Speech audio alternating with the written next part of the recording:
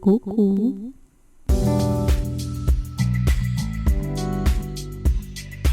Проснулась этим утром и из вчерашних заметок записала для тебя подкаст.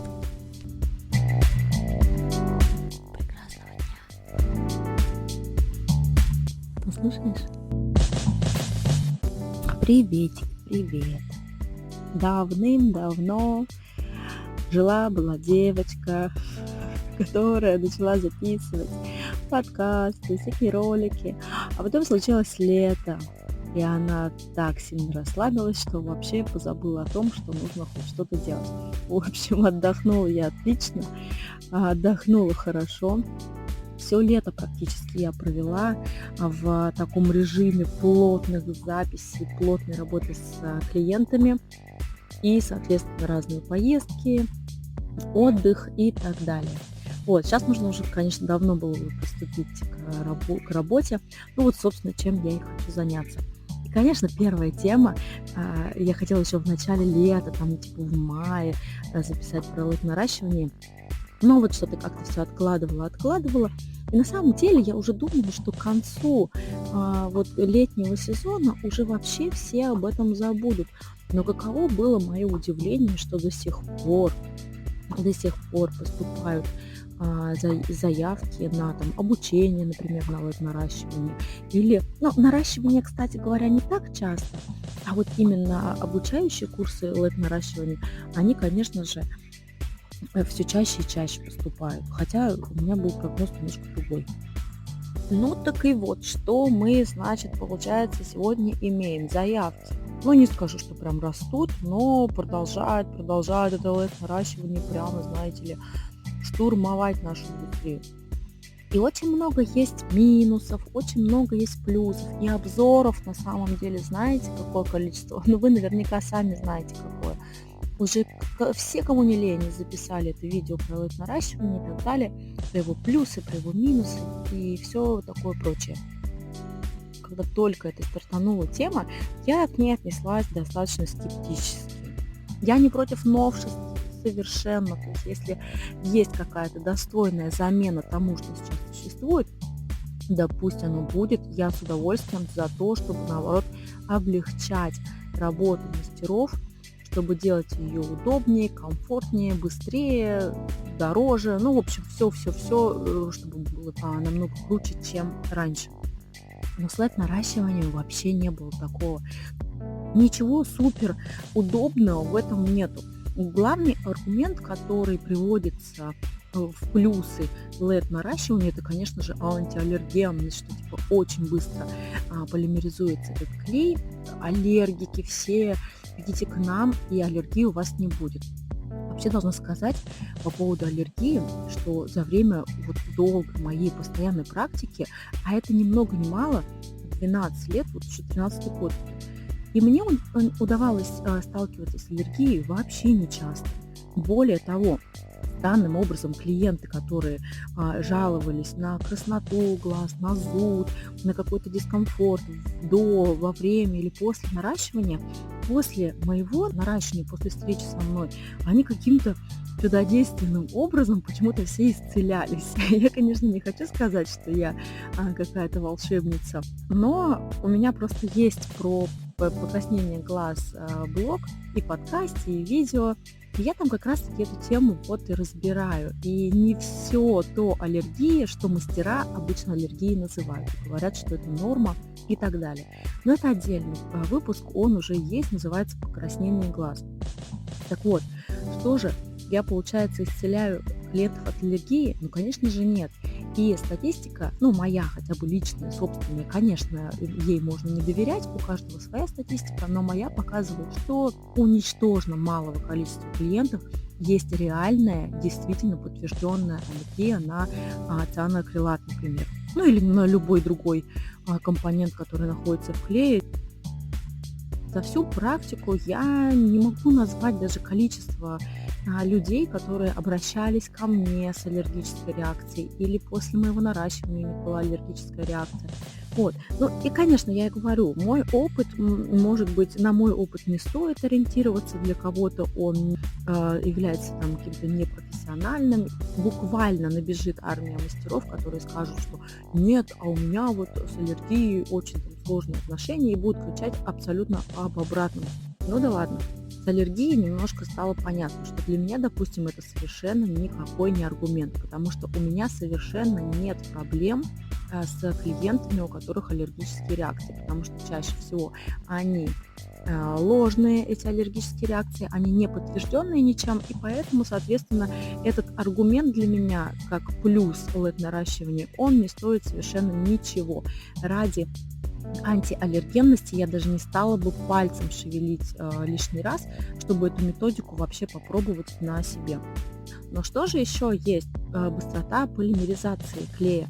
В связи с тем, что вот этот луч ультрафиолетовый светит на место сцепки натуральной искусственной ресницы, значит, за счет этого сцепка происходит мгновенно.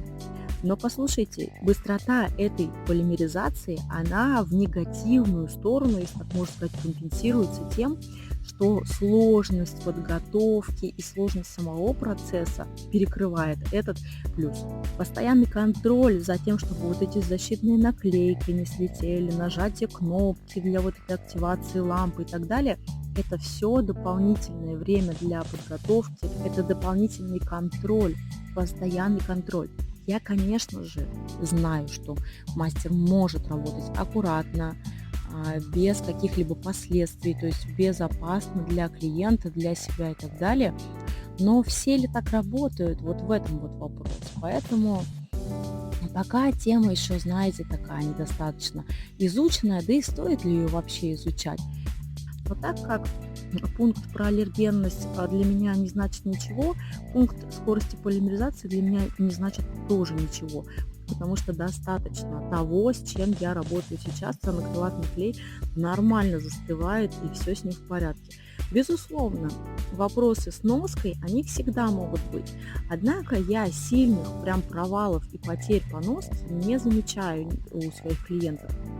Безусловно, такие случаи всегда были и будут.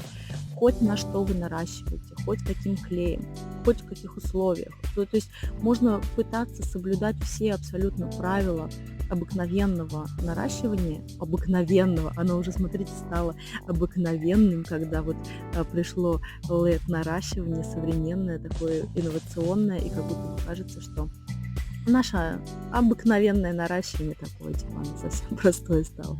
Вот. То есть это наше обыкновенное наращивание, оно также может там осыпаться, так же, как и от LED наращивания. То есть здесь по поводу носки, конечно, я могла бы поспорить, что там супер великолепную какую-то носку обещают, но мне, опять же, моей носки достаточно. Опять же, это случается не часто.